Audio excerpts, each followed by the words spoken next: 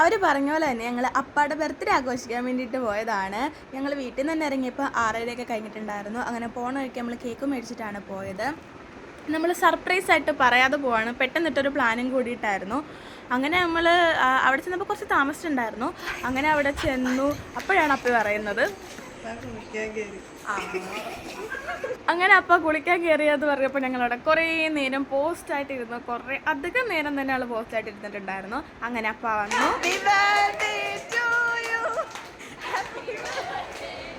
അങ്ങനെ അപ്പാർക്കും ഭയങ്കര സന്തോഷമായി, കാരണം അവർ നമ്മളെ പ്രതീക്ഷിക്കുന്നില്ലല്ലോ.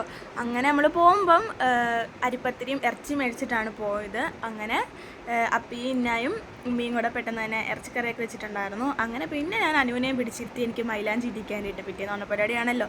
അങ്ങനെ ഞങ്ങൾ ഫുഡൊക്കെ കഴിച്ചിട്ട് നേരെ വീട്ടിലേക്ക് പോയി. അപ്പം ഇന്നത്തെ ഇടത്തിലേ ഉള്ളൂ. അടുത്ത വീഡിയോ ആയിട്ട് തന്നെ